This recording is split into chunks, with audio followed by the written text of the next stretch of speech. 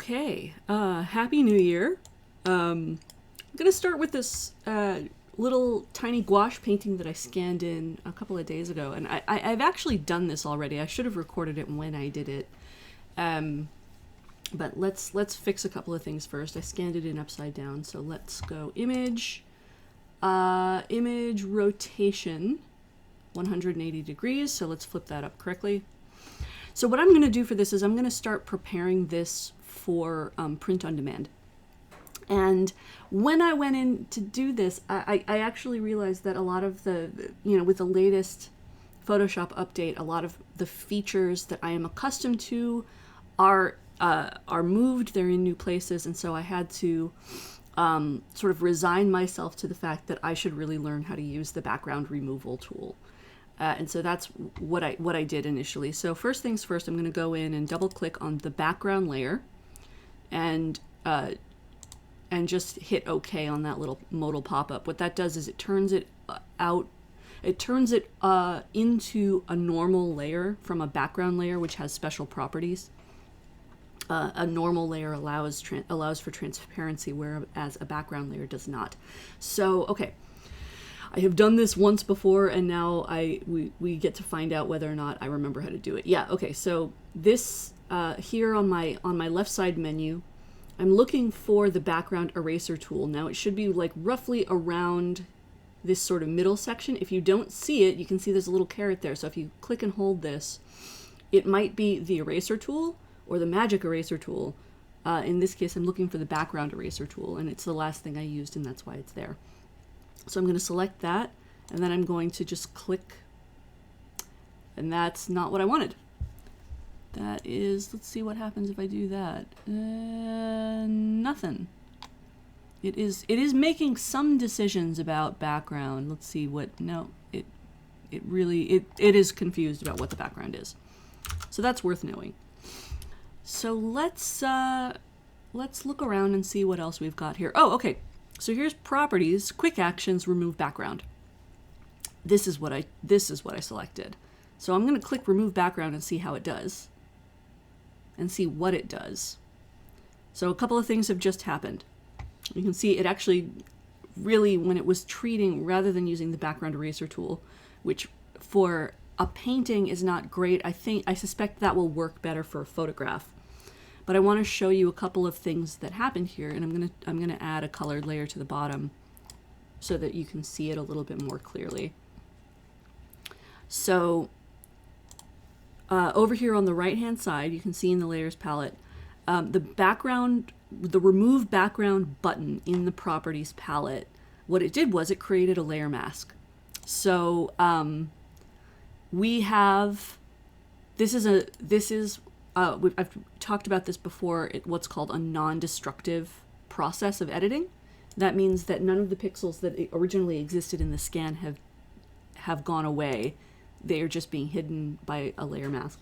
A couple of other things that you can see is that this is not perfect. You can see some of these little tighter corners in the leaves of the Monstera are still there.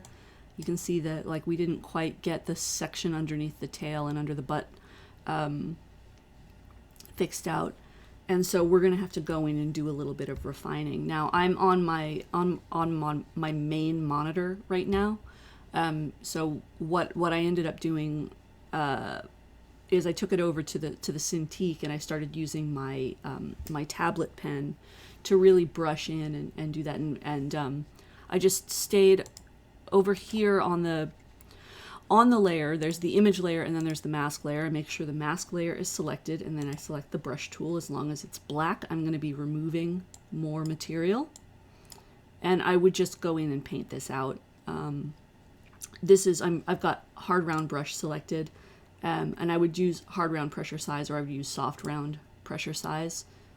With my tablet pen would give me a nice soft line there. And I would just go around this whole thing and kind of refine it. There are a couple of other places that I would want to fix, like because it's gouache and it's a bit brushy. You can see that this edge is a bit ragged, and I would probably just soften that line up a little bit to make it nice and smooth. And I will actually show you. Don't save because I've already done all of this. So I'll show you the end result of all of that, and I actually left that colored layer on here. And there are a couple of things that I might do differently now that I'm sort of looking at it again. You can see that, like in my signature area, this is still a little bit funny. I might actually, for the final, I would probably pull this out and just redraw the signature entirely. But you can see I kind of made I left some raggediness, but not all of it. And you can see I just went in and painted. It was not, it's not perfect. It doesn't have to be perfect. It's, it's a painting. It's a tiny gouache painting. The original size of this piece of art, I think, is like maybe 3 inches square. And so, yeah, so there's still, I've got a little bit of, you can see the paper coming through there. You can see a little bit of it coming through there. But that, and then this, you can see that brushiness kind of exists. I am untroubled by that. Even if I were to print this on a dark, background, which I actually did do. If I go to Sharptooth Snail, I actually prepared this for mugs and canvas totes, which are down here, and I want to show you on the black. I made it available on natural, which I think looks really good because the natural color of the canvas is very similar to the toned paper that I used to paint this. But I also made it available on black, and so you can see on the black, like you can see like right under the tiger's butt, there's that little lightness. And I'm untroubled by that. I'm not particularly bothered by that. I'm not particularly bothered by the fact that the signature's got a little bit of a halo around it, because on black, the signature wouldn't show at all. So, your mileage may vary. Do what you're comfortable with. But like, I am also, excuse me. My goodness. Excuse me. I am working on, in this year of the tiger, I'm working on letting go of perfect in the service of getting more work out into the world.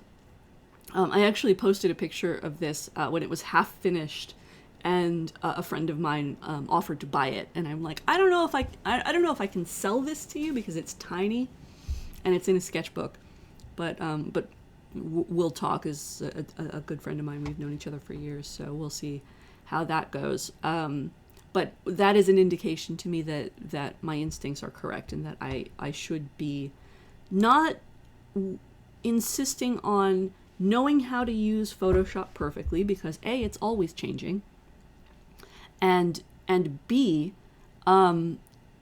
there's so much to know that like there's no singular perfect process for doing anything. As long as you find a way that works for what you're doing, then you're good to go. Secondly, my work doesn't have to be perfect, and my sense of what is perfect is not an accurate metric for whether or not something is sellable. And for me, my work, I've talked about this before, my work is commercial, and I want to be able to sell it. So getting it to here and having sort of the imperfections of the creative process for making this little painting is enough. And so I'm going to just let it be enough. And I'm going to let like who I am and where I am in my creative process and my technical skills be enough to put more work out this year. And so that's my challenge to you guys as well, is learn a process, know that it doesn't have to be perfect, but if you can get to your end result, then you're good to go. Yeah, so that's my tutorial for you today. Sorry it was a little bit late. Thanks for your time and attention. As always, if you enjoy these, I would love it if you could contribute a couple of bucks a month to support this using the buttons below. If you sign up to contribute more than $18 a month, I can do some live tutorials with you, as I've done with Jeff and Sue. So yeah, thanks so much, and I will talk to you guys next week.